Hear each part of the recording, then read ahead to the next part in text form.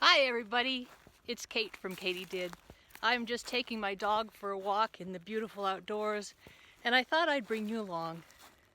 So many beautiful rocks.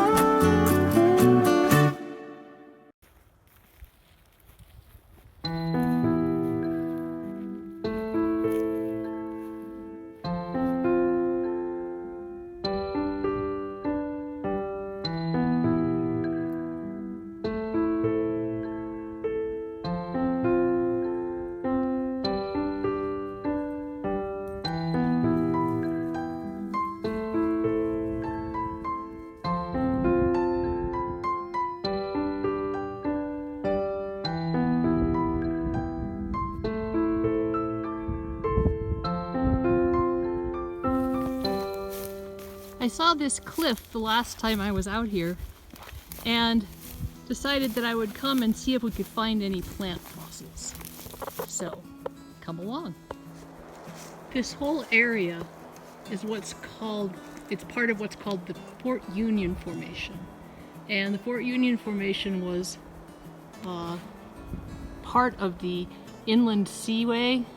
The plants that you find here are mostly plants that would have grown along the edges of a very swampy area. And so you find leaves and reeds and grass stems, that kind of thing. So let's cross our fingers and see what we can find. This red stuff is what's locally known as scoria. Its technical name is actually clinker. It is a baked clay that occurred when the clay soil was exposed to intense heat from a burning coal seam underneath it. And sometimes there are plant fossils in there. Our first fossil looks like some grass stems that just got laid down. And on the other side too. Well, that's a good sign. That means there are some things to be found here. Hopefully, we'll find some leaf impressions or some really good reeds or something like that. This is probably super difficult to see on the video, but there's actually a number of leaf impressions in this rock. There you can see one pretty well. It must have been a place where all the leaves accumulated on the clay and then got covered up with more clay and then baked. Well, this is kind of cool. It is either a seed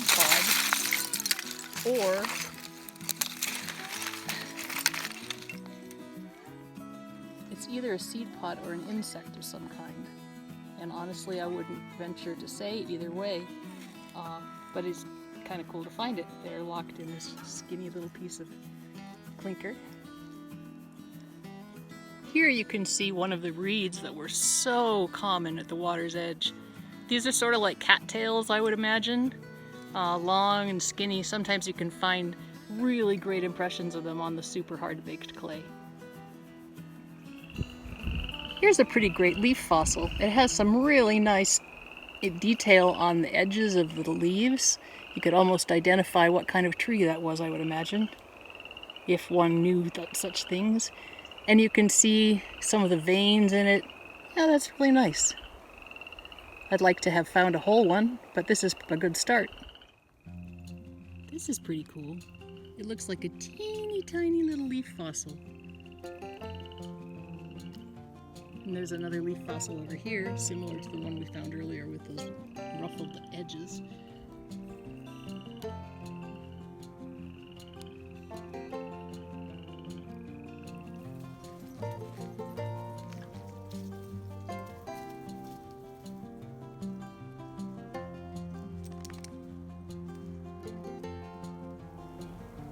Years of water and freezing have split these pieces of clay apart for us so that we don't have to use a chisel or anything. They're just all ready for us to find stuff.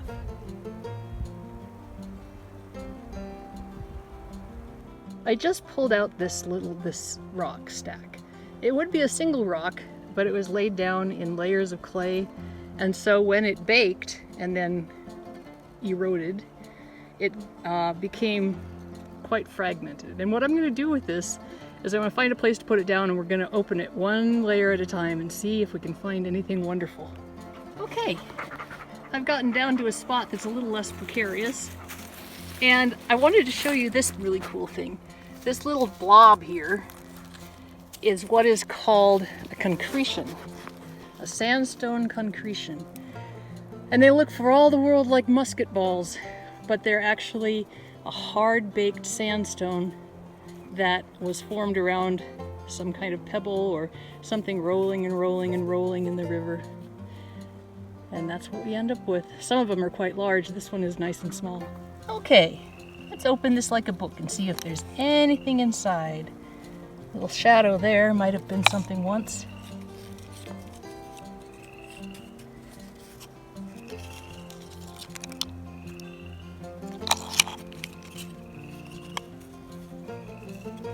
Maybe some leaf impressions there, nothing to write home about. There's definitely some grass there.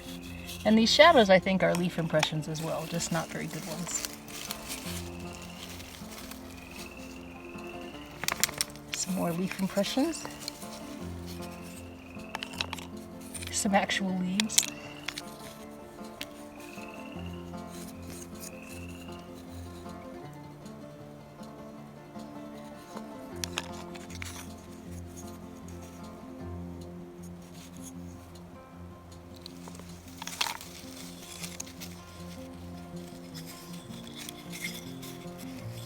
You can see that the leaves must have stacked up with each of these layers. They must have been falling onto the clay, and so they got trapped in each individual layer. And sometimes, although not always, probably not even very often, you can find a whole leaf just sitting there like the day it fell.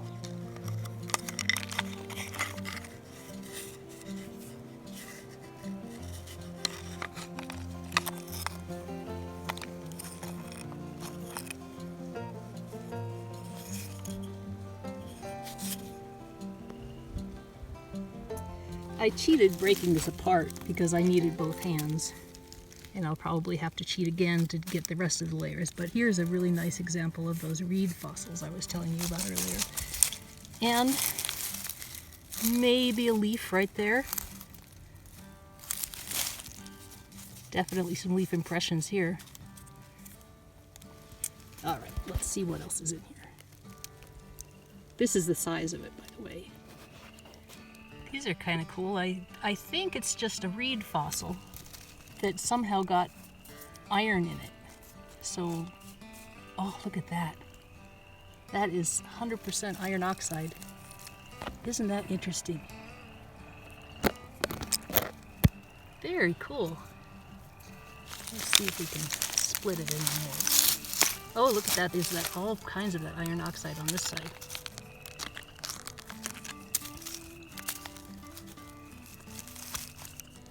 I should have a chisel and then I would be able to split this, but I was actually not planning on coming fossil hunting until I happened upon this cliff again, and then I remembered that I might have some really good fossils in it. I'm going to try splitting this one again. Maybe because of the iron oxide, maybe because it was in a different place than all of the leaves were falling. This doesn't have an awful lot in the way of fossils, but I just think the iron oxide itself is completely fascinating. Look at that. It's just like rust, a rusty rock.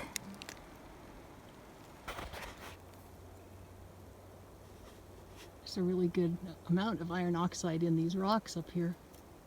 Which is, you know, makes sense because that's why they turn red when they're baked, is the clay has a lot of iron in it.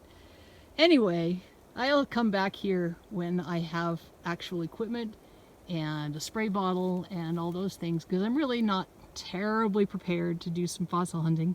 And frankly, Kava's getting anxious, so we are going to take off again. Picked up some hitchhikers in my last go-round through the bush. Darn it, I should have been paying attention. Oh well.